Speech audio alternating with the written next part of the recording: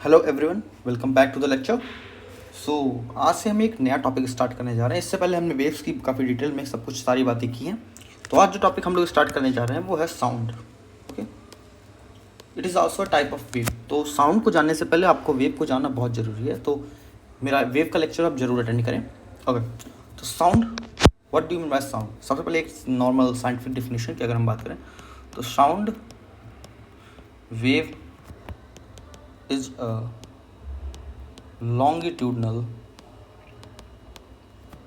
wave, means oscillation of waves is in the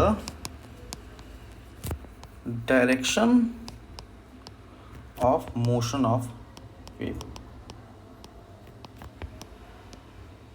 इससे पहले मैंने आपको लॉन्गिट्यूडनल और ट्रांसलेशनल दो तरह के वेव्स के बारे में बताया था। Okay, what is longitudinal? अगर जैसे कि नॉर्मल ट्रांसलेशन में क्या होता है, पार्टिकल्स का ऑस्किलेशन इस डायरेक्शन में होता है और वेव मूव इस डायरेक्शन में करती है। मतलब पार्टिकल्स जो है वो वेव के मोशन के परपेंडिकुलर डायरेक्शन में ऑस्किलेट करेंगे। ऐसे को बोलते हैं हम लोग ट्रांसवर्स वेव्स। पर लॉन्गिट्यूडनल वेव्स क्या होते हैं? अगर वेव इस डायरेक्शन में मूव कर रही है वी वेलोसिटी, तो पार्टिकल भी इसी डायरेक्शन में ही ऑस्किलेट करेंगे। ओके, पार्टिकल्स इसी डायरेक्शन में ऑस्किलेट करेंगे और पार्टिकल इसी डायरेक्शन में वी वेलोसिटी से मूव भी करेगा। मतलब direction of oscillation and direction of motion of the wave is same. तो ऐसी वेव्स को हम क्या बोलते हैं? Longitudinal waves.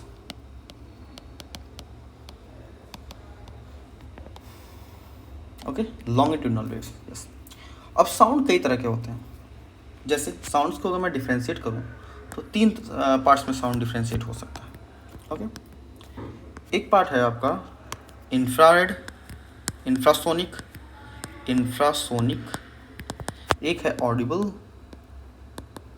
और एक है अल्ट्रासोनिक। ओके, ये वर्ड्स आपने कई बार सुने होंगे, इंफ्रासोनिक, ऑडिबल और अल्ट्रासोनिक। ओके, अब इंफ्रासोनिक का क्या मतलब हुआ कि जैसे किसी भी वेव की फ्रीक्वेंसी होती है, तो अगर उसकी फ्रीक्वेंसी 20 हर्ट्ज से नीचे है तो वो इंफ्रासोनिक है। ओके, अगर उसकी फ्रीक्वेंसी 20 हर्ट्ज से बड़ी है पर 20 किलो हर्ट्ज की से छोटी है तो वो ऑडिबल रेंज में आता है, जो आवाज़ हम लोग सुनते हैं। और अल्ट्रासोनिक मीन्स अगर उनकी फ्रीक्वेंसी 20 किलो हर्ट्ज से भी ज़्यादा है। ओके, याद रखिएगा, अगर उनकी फ्रीक्वेंसी 20 किलो हर्ट्ज से भी ज़्यादा है तो वो आ जाएंगे अल्ट्रासोनिक में।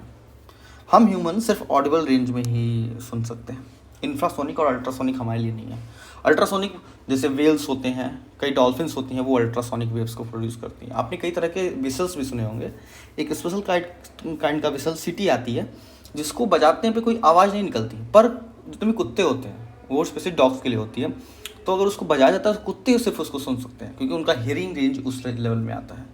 वो अल्ट्रासोनिक रेंज में आते हैं या इंफ्रा में भी आते हैं। ओके, तो ऐसे इन सब चीज़ वेव्स का हम लोग बहुत अच्छे तरीके से बहुत अच्छी जगहों पे यूज़ भी कर सकते हैं। इन अलग अलग वेव्स का, ऑडिबल का तो सिंपली हम सुनने के लिए यूज़ करते हैं। अल्ट्रासोनिक और इंफ्रासोनिक। Okay, yes. एक और बात आपको बताता हूँ मैं कि किसी भी वेव का इंटेंसिटी जो होती है वो डायरेक्टली प्रोपोर्शनल होती है उसके फ्रीक्वेंसी के स्क्वायर के। ओके,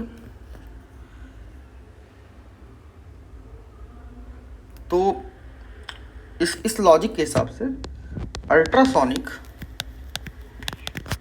हैव मैक्स इंटेंसिटी और max energy, so it travels the longest distance. इस बात की को आप ध्यान रखिएगा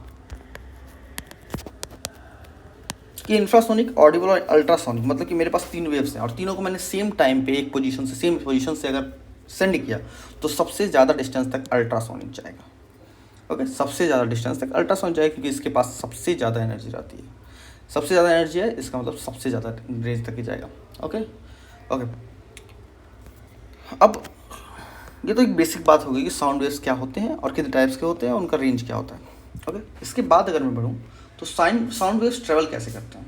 तो sound wave travels due to pressure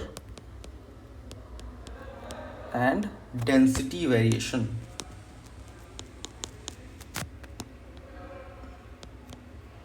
okay, ये याद रखिएगा, sound waves travel due to pressure and density variation.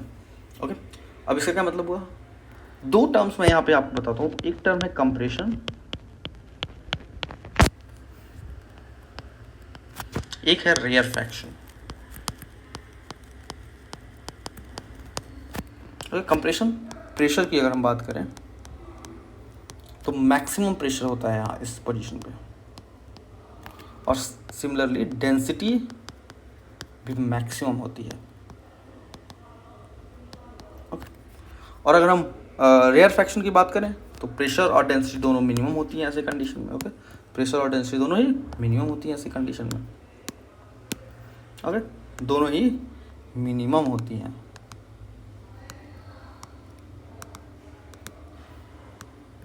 Okay, अब अगर मैं यहाँ पे लेट्स से मैं एक डायग्राम दिखाता हूँ। तो लेट्स से यहाँ पे एक स्पीकर है। ओके, इस स्पीकर से आवाज़ निकली। अब आवाज़ निकली तो कैसे निकलेगी, ध्यान दीजिएगा। सबसे पहले यहाँ पे एक एरिया बनेगा जो बहुत ज़्यादा डेंस होगा, उसके बाद धीरे धीरे डेंसिटी डिक्रीज़ करनी शुरू कर देगी। ओके, फिर एक एरिया यहाँ बनेगा जो बहुत ज़्यादा डेंस होगा, फिर यहाँ पे एरिया धीरे धीरे डेंसिटी डिक्रीज़ करनी शुरू होगी। फिर एक एरिया बनेगा जहाँ पर डेंसिटी बहुत ज़्यादा होगी, फिर धीरे धीरे डिक्रीज़ करना शुरू कर देगा। अगेन ये प्रोसेस तब तक चला जाएगा जब तक ये एनर्जी डिसिपेट नहीं हो जाती है। ऑब्वियसली जो मैं डायग्राम बना रहा हूँ ये वैक्यूम के लिए भी नहीं, लेकिन ऐसे मीडियम के लिए बना रहा हूँ जहाँ पे एनर्जी डिसिपेशन बहुत कम है। लेकिन ऑब्वियसली एनर्जी काफ़ी तेज़ी डिसिपेट होती है साउंड वेव पर, धीरे जाकर रुक जाती है। तो ये जो पैचेस मैंने बनाए हैं इतने इस लेंथ की धीरे धीरे डिक्रीज़ होते चले जाते हैं। तो ये जो पॉइंट है, जो high density of compression, rarefaction, compression, rarefaction, compression, rarefaction, तो जो पॉइंट्स हैं वो इसी प्लेन में ऐसी इस डायरेक्शन में ऑस्किलेट कर रहा है और वेव भी इसी डायरेक्शन में मूव कर रहा है इन्हें। ओके, तो again compression, rarefaction, compression. तो ये कंप्रेशन और रेयर फ्रैक्शन प्रेशर और डेंसिटी में डिफरेंस कर करके ये वेव्स आगे बढ़ते हैं। एक पॉइंट पे एक जगह पे ज़्यादा डेंसिटी, कम डेंसिटी, ज़्यादा डेंसिटी, कम डेंसिटी, ज़्यादा कम, इस तरह से कर करके ये आगे बढ़ते हैं। ओके, ये है प्रोसेस इनके बढ़ने का। तो प्रेशर और डेंसिटी को वेरी करा के साउंड वेव्स, इससे पहले हमने पढ़ा था कि वेव्स किस तरह से प्रोपेगेट कर सकते हैं, किस तरह से प्रोपेगेट कर सकते हैं। ओके, नेक्स्ट है, अगर ये वेव है तो डेफिनेटली इस वेव का कुछ इक्वेशन भी होगा ऑब्वियसली। ओके, तो अगर इक्वेशन ऑफ वेव आपको हमको लिखना हो तो हम कैसे लिखेंगे? इक्वेशन ऑफ वेव, ध्यान दीजिएगा।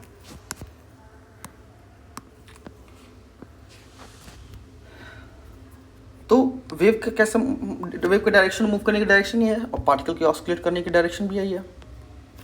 ओके, ऑस्किलेट करने की और मूव करने की दोनों डायरेक्शन ही है।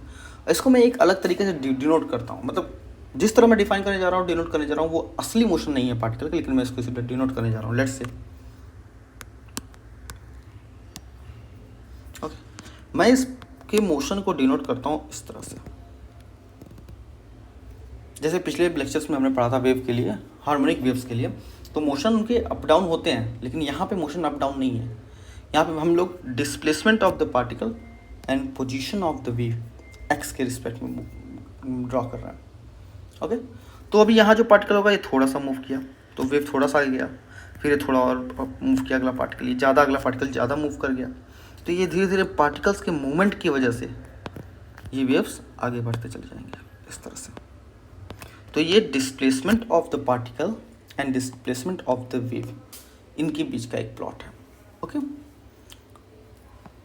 सो इसमें कोई दिक्कत नहीं है। तो अगर S पॉजिटिव है तो इसका मतलब वेव फॉरवर्ड डायरेक्शन में मूव किया है। Okay, means forward displacement.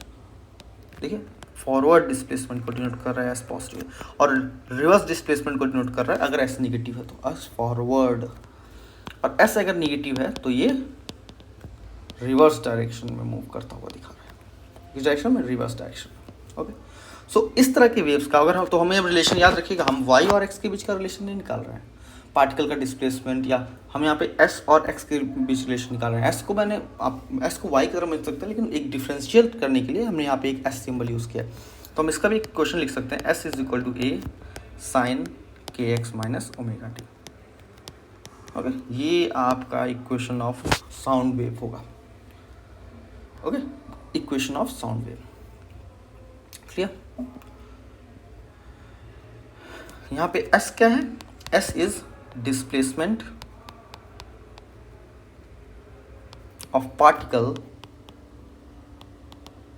Okay, और plus minus direction is the direction of the wave. X दिखाता है, प्लस माइनस होने के ऊपर डिपेंड करता है एक्चुअली। ओके,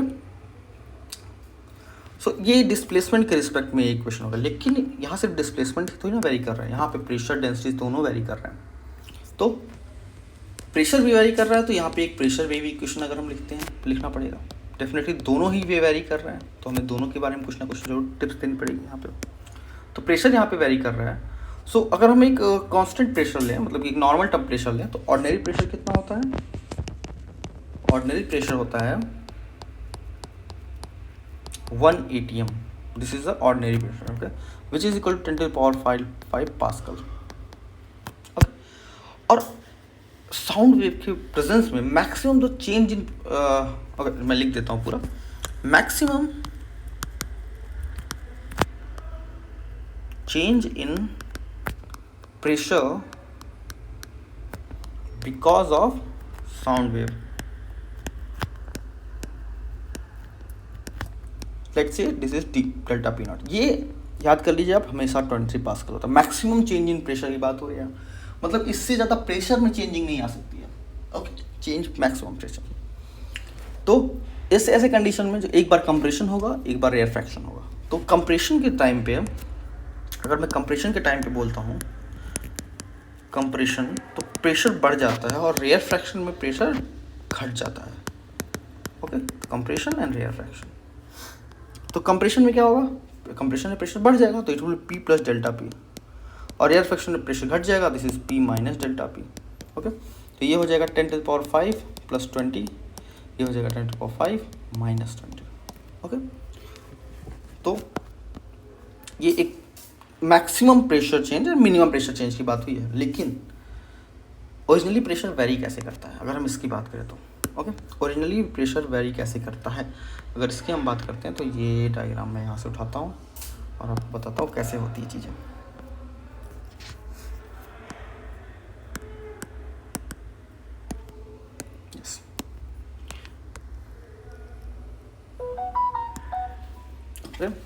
सो ये एक मूविंग वेव है आपके पास। अब इस मूविंग वेव में कैसे प्रेशर की वेरिएशन होती है?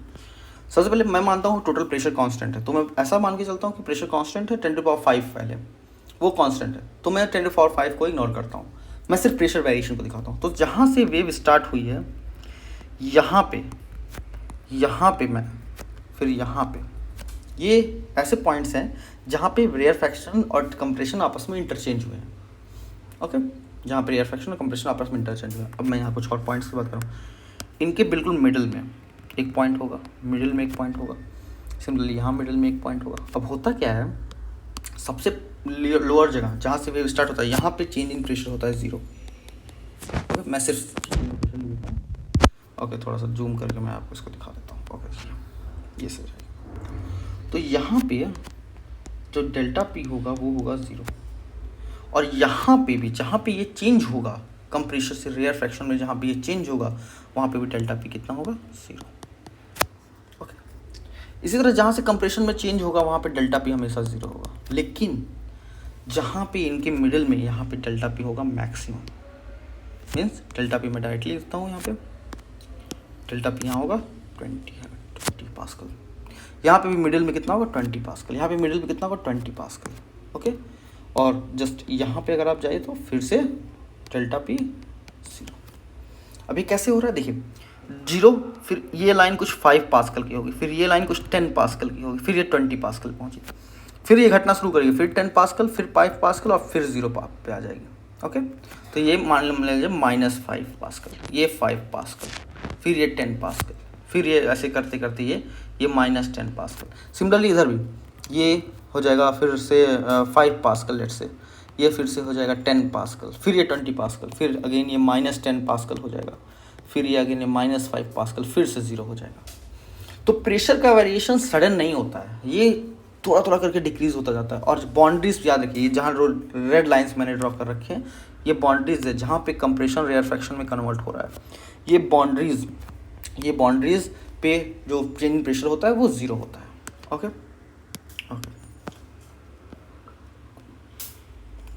इस बात को आप अच्छे से याद रखिएगा। तो सेंटर से आप जितना दूर जाते चले जाएंगे उतना प्रेशर डिक्रीज होता चला जाएगा। मीन्स बाउंड्रीज पे प्रेशर कितना होता है, यहाँ पे प्रेशर 10⁵, यहाँ पे प्रेशर 10⁵ प्लस 20।